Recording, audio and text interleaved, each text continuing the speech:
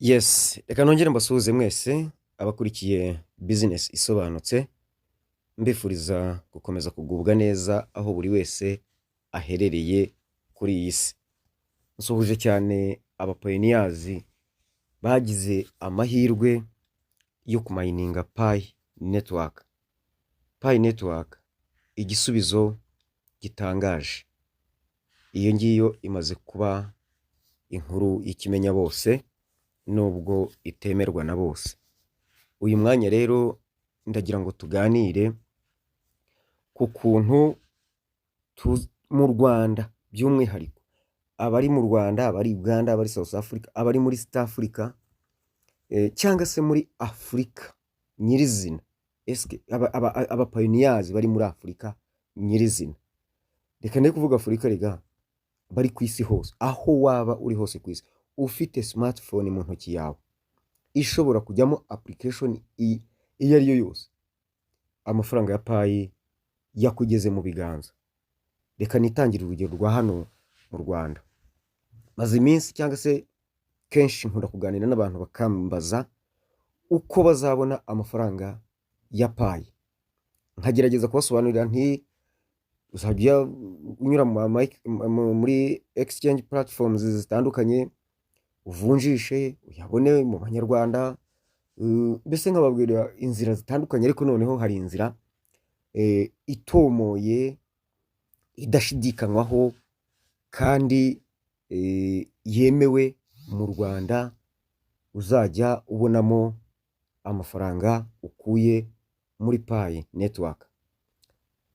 Ayo mafaranga uzajya uyabona kuri telefone cyangwa se muri banki. Igisigaye ni ukubabwira mu buryo burambuye ngo mbese izo banki ni nk'izi. Reka mbaho urugero. Banki zose muzi zikorana muri Kenya nka Equity, nka KCB, nka n'izindi. Ariko si izo gusa. Banki zose zikomeye zikoresha ikoranabuhanga babyumva ibi bizakorwa. Reka tubirebe. Haje company. Iyi nkuru ngiye kubasomera ni inkuru yanditswe mu Kinyarwanda iri ku kinyamakuru Igihe, ariko namwe mugomba kwimbika mugacukumbura byimbitse mukamenya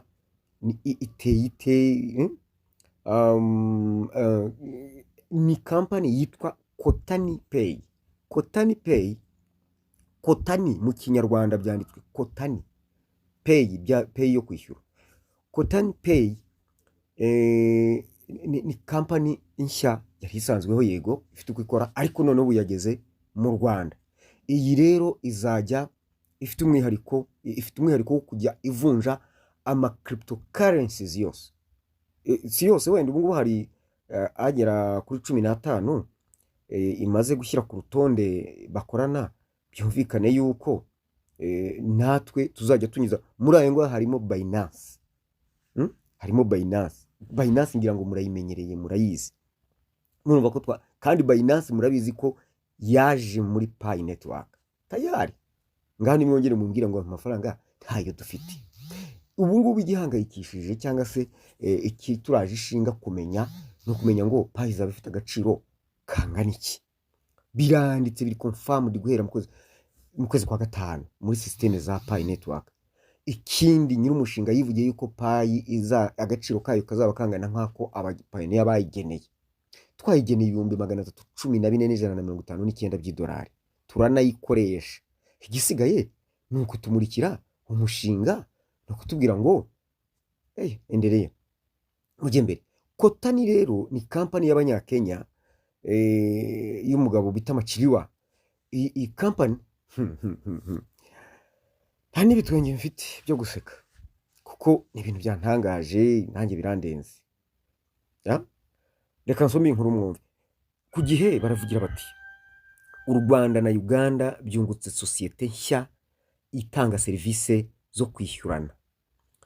Sosiyete ifite uruhushya rwo gutanga serivisi zo kwishyurana hakoreshejwe ikoranabuhanga, Kotani Pay, yatangaje ko yatangiye gukorera mu Rwanda no muri Uganda.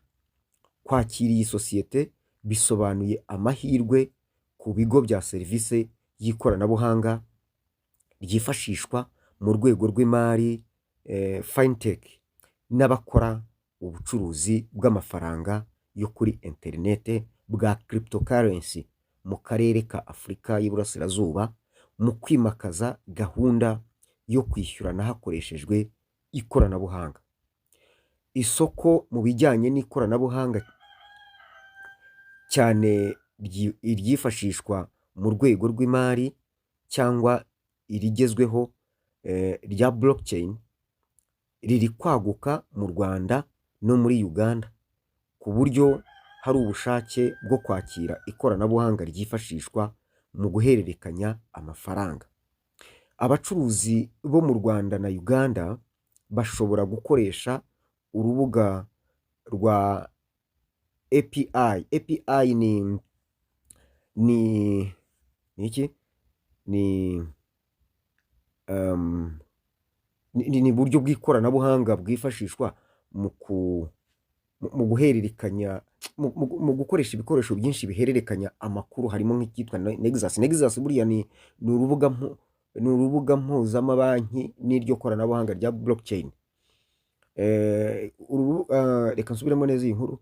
Abacuruzi bo mu Rwanda na Uganda bashobora gukoresha urubuga rwa API, ni application programming interface, ubundi mu magambo arambuye ni applications programming interface. Yes, bashobora gukoresha urwo rubuga rero rwa API rwa Kotani Pay mu korohereza abakiriya babo bashyirirwaho uburyo bunyuranye bwo kwishyura ibicuruzwa cyangwa serivisi bifashishije telefone ngendanwa cyangwa za banki, bityo bikabafasha kunoza serivisi batanga no kuzihutisha. Ku bigo bikoresha ikoranabuhanga rya Web3 cyangwa se Web3 nka rya Pi Network, iyi sosiyete izabafasha korohereza abakiriya babo gukoresha ifaranga ryo ku ikoranabuhanga cryptocurrency mu buryo bushya, kuko bazajya babasha no kuyavunjamo amafaranga mu noti, yaba mu mafaranga yo mu Rwanda no mu mashiringi ya Uganda byoroshye. Cyo ngaho rero umuyobozi mukuru wa Kotani Pay Felix Machariwa yavuze ko serivisi z'iyi sosiyete zizafasha mu kongera ubunyangamugayo mu ihererekanywa ry'amafaranga, ndetse inoroshye ihererekanya ryayo ryambukiranya imipaka. Cyo ngaho rero ngaho mu kanya, reka mbasetse, ariko niko kuri. Mvuganye n'umuntu mu kanya, ambwira ahantu hari, ambwira ko akeneye ko mufasha, ndaje ndabigarukaho. Ndamubwira nti nagufasha nta kibazo. Arangije arambwira ati ni ukuri ubu ngubu, ati nubatse inzu ariko nabuze ibirahure byo gushyiramo, nabuze amafaranga, inzozi zigiye kuba impamo nshuti yanjye. Hari abantu benshi rero bafite, hari uvuga ati ngo nyumvira sha, ngo ufite ikibazo cy'ibirahure, ngo nibe nawe ufite aho uzashyira ibyo birahure, ngo ngiyewe noneho no kurya ni ikibazo kabaye. Buriya rero reka mbacire umugani mu Kinyarwanda, baravuga ngo ushonje uhishiwe kandi ngo inzara yica n'uwaritse, ariko burya nanone ngo utayihinganye ntayishira. Nimureke duhingane iyi nzara, ariko ndagira ngo bamenyeshe ko tugiye kuyikira. Niba Kotani yaje mu Rwanda, iyi nkuru ngiyi yanditse ku kinyamakuru Igihe, ndaje ndasharinga ku mbuga, ku mbuga duhuriyeho iyi link, muyisomere nyamuna mbabwiza ukuri. Ibintu, inkuru yabaye impamo.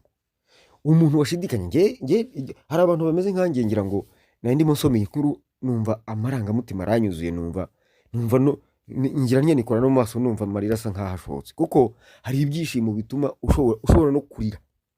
Giye byantunguye nkisomeye inkuru, navuze nti se ejo hari abantu twari kumwe ndimo kubafasha, ariko umuntu umwe ampata ibibazo ntabwo abacamanza babaza, abacamanza ntibabaza, yarambajije ariko ambaza ibibazo byiza cyane, byiza cyane. Iyi nkuru ndabizi neza ko iri bumugereho, ndagira ngo agiye kubona igihamya cy'uko agomba kwinjira muri Pi Network. Yavuga ati jye sinshobora kujya mu bintu ntumva neza ntarasobanukirwa. Yageze ku rwego rwo kumbaza ngo ibi bintu mu Rwanda birizewe. Nicyo kibazo yambajije. Nanjye ndamubaza nti kuri WhatsApp message mwandikirana ninde uzigenzura? Ubu none reka ne guca hirya no hino mbabwire ukuri. Kotani Pay igiye kujya, niyo twazajya dufata Pi tukazivunja muri Binance, kuko Binance yamaze kuza mu Rwanda. Ikindi zajya yakira n'amafaranga yari yose n'amadolari, nyavunje mu madolari gusa. Nge nicire muri Binance banyihera amadolari, hanyuma nyohereze kuri Kotani cyangwa se mfunguze konti muri bank. Nimara kwifunguriza konti muri bank, yewe nohereze amafaranga yanjye kuri konti yanjye, ntiriwe nca no muri ubwo bukatakata bwose, nifashishije Kotani. Nyavunje muri Binance ni urugero, cyangwa se mu zindi cryptocurrency. Hano hari urutonde rwa cryptocurrencies zigera kuri 15 yemera, turaza kubirambura, ndaza kugenda mbibereka mu biganiro bikurikiraho. Noneho niturangiza tuyafunje tuyohereze kuri konti yacu cyangwa kuri telefone. Ibintu byoroshye. Umuntu nsoreze kuri iki ngiki, umuntu uzi ko afite konti yitameze neza, ifite imiziro, reka mbabwire, ejo bundi nagize ntya mvanga message ahantu mbika, nzivanga na passphrase zanjye, rwa rufunguzo rufungura konti ya Pi Network. Ndangije nyoberwa iyo ariyo. Bincanze nyishyizemo iranga, yanze, ndavuga nti ntago ndibwirirwe ndwana nayo. Ejo nkora indi, nyikoze mu gitondo ndamayininze, bankubita liveness. Bamaze kunkubita liveness, maze kuyikora tayari mbona bampaye iminsi 180 bara, nyoberwa ikosa nkoze. Nsubiyemo nsanga nagombaga gukora na step ya 6, kuko iyo nyikonfirmize muri 3 bigusaba no kuyikonfirminga muri 6. Byakosa ni ukuvuga ngo agakosa kose uzajya ugira, uzajya ubona batangiye kukubarira niba wari warabikoze. Urumva mpise mbikishyiramo, bishyizemo bihita ya minsi hita ihagarara. Ubu rero hari abantu benshi wenda batameze batyo, ariko batazi konte yabo ihagaze neza, nta makosa arimo. Ese ibyangombwa byawe ugomba kubika urabifite? Ese ubundi ugomba kubibika hehe nibura kugira ngo wizere umutekano wabyo? Ndabasaba nongere mbisubiremo nkuko nabibasabye ejo, nimugira amakenga ku bantu bababikiye ibyangombwa batagomba kubika. Ikindi ushobora kubika muri telefone yawe, fine, ni byiza, ariko si iyo telefone itakaye cyangwa ikangirika cyangwa bakayikwiba, ibyo bintu nta handi hantu wabibitse. Gira vuba mu bifotore, cyangwa mu rugendo kujya hara ku muntu wirembuka akagufotorera, cyangwa mu byandukure. Ariko benshi ashobora kwandukura ibintu ukayoberwa ibintu yanditse. Mwikwiha kwandika ibintu muzi ko mwandika nabi, nimugende mu bifotoze hariya muri papeteri, umubwire uti mfotorera ibi bintu, abifotore, abiprintinge, abiguhe ku rupapuro rwawe, sibyo? Ariko ibi bintu murimo kwiha byo kubika ibintu muri telefone muzi no kuntu zitakara, zangirika, zibwa. Ejo bundi hari umuntu umukanye ngiye kujya kumufasha, nawe ntazi uko byagenze, kandi yarambwiye ati nta muntu ujya ama telefone yanjye, ariko yagize atya yikanga, bamwibye Pi 224. Turimo kwandikira kwa team kugira ngo irebe iyo konte, kandi ubwo nawe yahise ahindura passphrase, ubwo urumva ahindura konte, no twari turiho tundi turagenda, ugazasigara ni nyuma nyine, ni igihombo. Ariko turandikira kwa team bazamugarure Pi ze, banabanira uwo muntu, byose turabyandika tukabisaba. Ibyo ni ubufasha tubaha. Ndagira ngo mbabwire ngo nimurinde konte zanyu, nimumenye konte zanyu, mugenzure murebe ko zuzuye, murinde ibyo mugomba kurinda, mumenye kandi aho mubibika. Nibitaba ibyo ngibyo, ndakurahiye muzaririmba urwo mubonye. Ibyo amafaranga byo byatwegereye, dore ngayo inkuru igiye kuba impamo, nako yabaye impamo. Buse ubuse kandi muri reguza iki?